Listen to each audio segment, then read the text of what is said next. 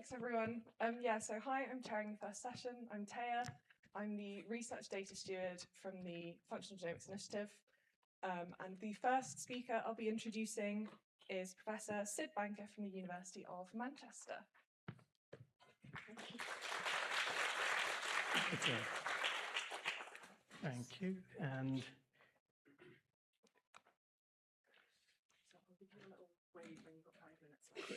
thank you very much. So thank you very much to the Functional Genomics Research Institute initiative for the very kind invitation and bringing this wonderful conference to Manchester. And no pun intended, but a very warm welcome to Manchester. So I'm going to talk about the functional genomics of RNAopathies. Now, this is a really new field, which has really came to the forefront in last 2 or 3 years. So when I was putting this talk together, I thought it was a bit of a fraudulent title to say functional genomics of RNAopathies because we don't really know much. So I decided to change the title, and sorry, John, for not seeking your permission to do that. So I'm going to talk about laying the foundations for the functional genomics of RNAopathies, because I think in the UK especially, we've got a really good possibility of making some important contributions going forward, because a lot of discoveries in this field have come from the UK. So we got into this field about 2.5 years ago, and my lab is not really interested in RNAopathies.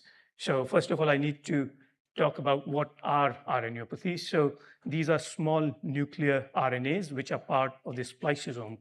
And my lab is interested in chromatinopathy, so another pathies, which is a group of disorders caused by mutations in genes that encode chromatin components or chromatin regulatory components. So there are about 100, 150 of those disorders.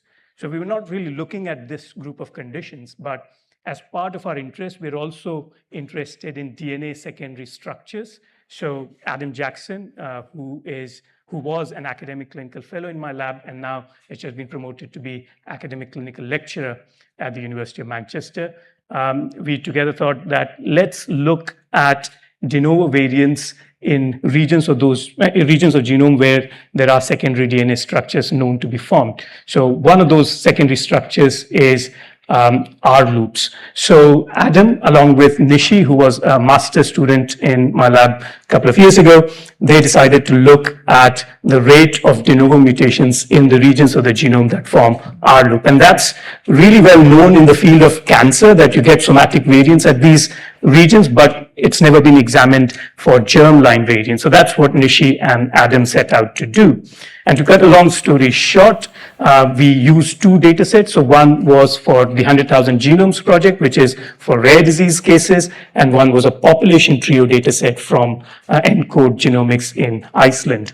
And what they found was that in both the data sets, there was an increased rate of de novo variants in these regions. So that really brought us to the next question, which was, is the pattern of de novo R loop variants or region variants, is it similar or different in population and rare disease cohorts? So for that, Adam looked at various gene types, and I'm only showing a snapshot of that analysis. So there's about 40 gene types that you can download from Ensemble or any other genome browsers. And for most of them, as you would expect, there was no difference between the rare disease and general population trio cohort in terms of the rate of de novo mutations. However, and that you can see, so this is plotted here. Hopefully it's projecting well, yes. So on the x-axis is the log2 fold change of enrichment of de novo variants in comparison with the genomic footprint. So we're not taking into account the mutability, et cetera. We're just focusing on the genomic footprint of individual gene types. And for some genes, you see that there is a definite enrichment in the rate of de novo variants, and that could be because of various reasons. However, the thing to focus here on is the red dots, which represent our data from the 100,000 Genomes Project, and the blue dots, which represent the data from the Icelandic cohort. So what you see there is that for many, there wasn't any difference.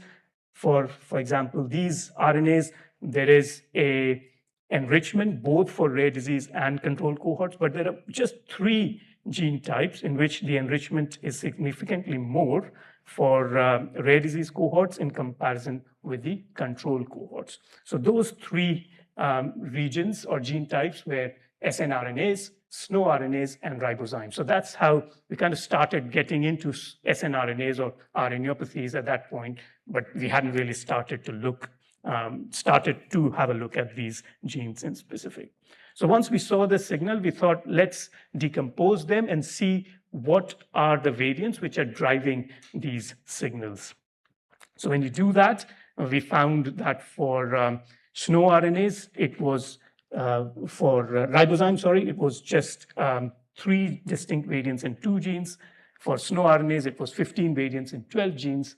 And for snRNAs, it was 86 variants in 18 genes. So we thought that was interesting. So we first looked at the highest signal, which was on a gene called RNU42. And those of who you are, if you're familiar with this field, that was a big discovery. Around about the same time we were looking at this, Nikki Whiffin's group in Oxford and another group in New York, they found that RNU42 variants, there are some specific recurrent variants that result in a highly frequent neurodevelopmental disorder. So this condition is now called Renew syndrome, and there's a lot of buzz, a lot of excitement about this very important discovery.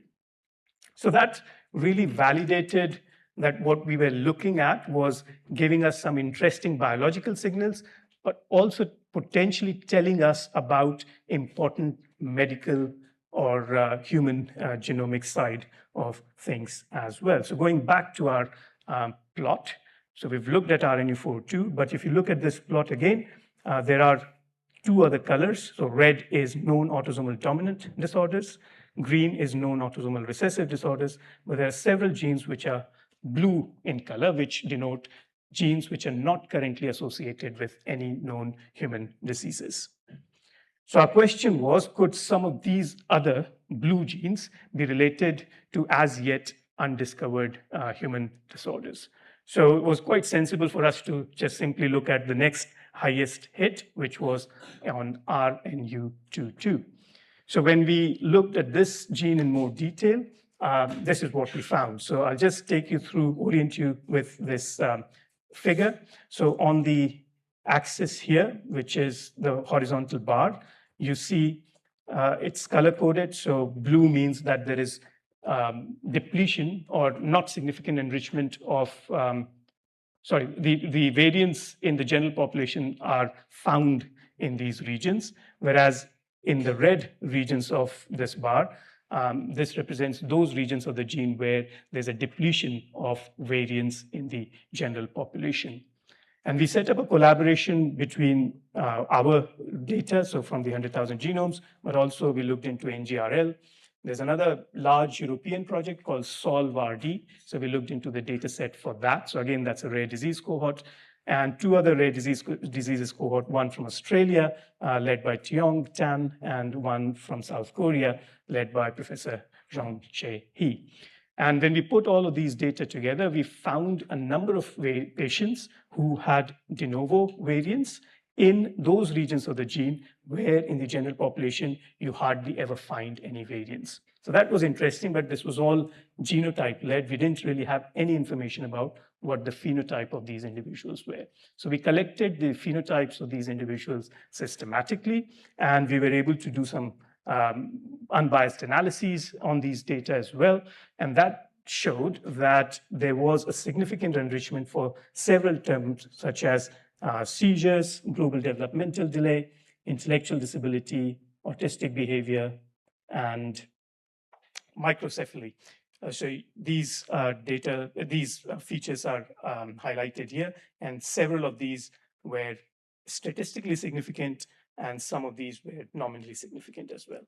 And to those who are used to looking at human dysmorphology in terms of clinical context, we also notice some facial feature similarity. So when you put all this genotype and phenotype data together, we could say that the dominant RNU22 related disorder is a thing, and it is characterized by global developmental delay, prominent speech impairment, and epilepsy.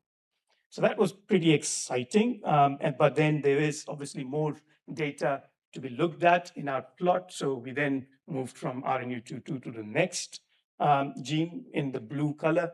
So that was RNU5B1. And now you're familiar with this particular plot. So you can see again, we identified a number of patients with de novo variants in RNU5B1 as well, especially in those regions where you don't see variants in the general population.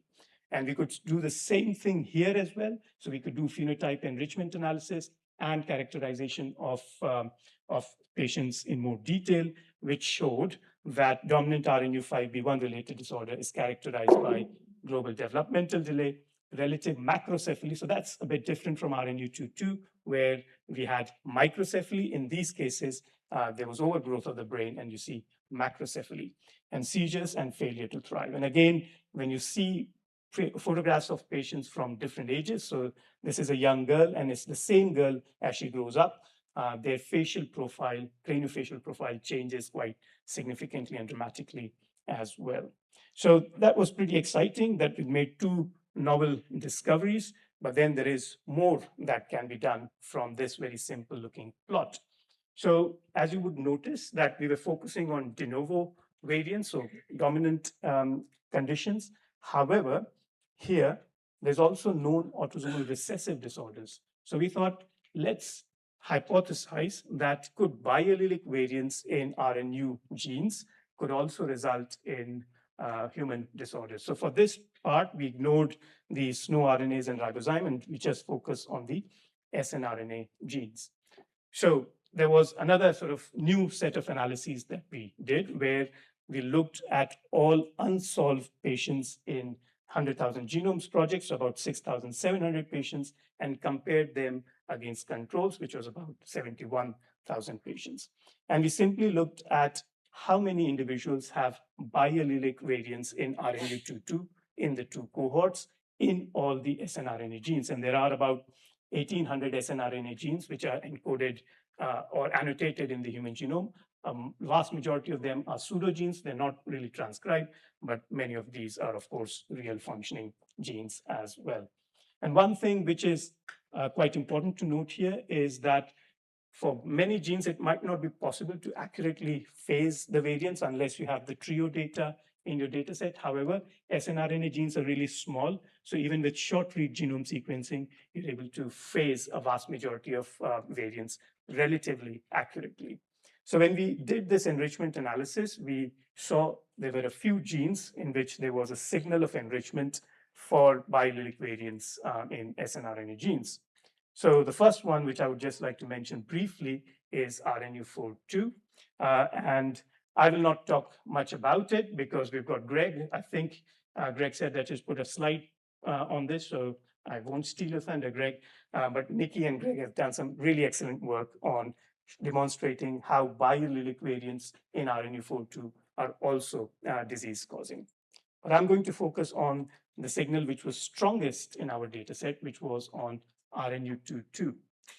So focusing just on RNU22, you can imagine if it's a rare disease cohort and this enrichment is real, then because it's a recessive disorder, if it was just a general population, no difference, then you would see 25% of patients having biallelic variants. If both parents are carriers, heterozygous carriers for a condition, 50% being heterozygous and 25% being neither heterozygous or homozygous. So this is the normal Mendelian distribution that you would expect. However, if it's a rare disease cohort, then that enrichment should be skewed, or that division should be skewed.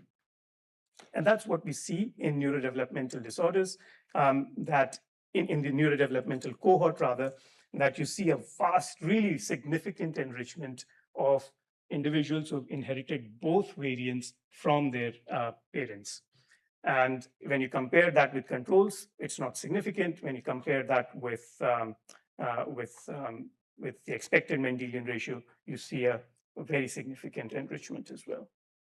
So what are the phenotypes caused by biallelic RNU22 variants? So again, what you can do is you can look at phenotype similarity in the NDD cohort, and you can plot in general as to what the expected distribution would be. And then you can look at phenotype similarity in the cohort of individuals who have the biallelic variants, and you see that these are definitely outliers, meaning that they are more similar to each other than just occurring by chance. And then again, we could do phenotype analysis, and we could characterize the clinical phenotype of these individuals as well. So why is this all important? And that's because novel RNAopathies account for a really large proportion of neurodevelopmental disorders. So even within the 100,000 Genomes Project, collectively, we have identified about 150, 200 patients with just this small group of disorders. And if you project that globally, we expect about maybe 500,000 patients to be affected in the world with these disorders, most of which has been discovered only in the last couple of years. And in fact, RNU22, so I'm just, because I can see waving, so I'm going to skip a little bit. So RNU22 recessive disorder is the commonest recessive neurodevelopmental syndrome ever described. So that's pretty important and opens up doors to study these conditions in much more detail. So my last section for the talk is going to be about what's the functional basis for these dominant and recessive forms of RNU22 related disorders. So I probably don't need to tell this audience that U2 or RNU22 is part of the U2 SNP complex, which is important for spliceosome, and U2 snRNA specifically is required for branch point recognition. So if you look at RNU22 dominant disorders, what you will find is that these red sections, which I showed you previously, they perfectly coincide with those regions of U2 transcript that are required for interaction with U6, which is another important snRNA. And then these regions of the red part of the gene coincide perfectly with those regions of of U2 that are required for branch point recognition. So does this abnormal interaction actually impact splicing? And that's what a natural hypothesis would be. So again, we looked at whatever blood-derived RNA data we had in 100,000 Genomes Project. And we did notice a nominal difference in comparison with controls, matched controls, I must add, in comparison with dominant disorders. But we didn't really find any difference in the recessive patients at all.